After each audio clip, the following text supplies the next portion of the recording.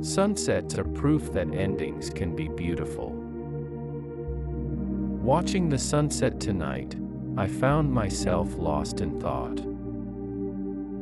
The slow fade from brilliant gold to dusky purple mirrored the ebb and flow of life itself, moments of intense brightness followed by periods of quiet contemplation. It's a reminder that change is constant, that beauty exists in both the vibrant and the subdued, and that even in the fading light, there's a profound sense of peace. These are the moments I cherish.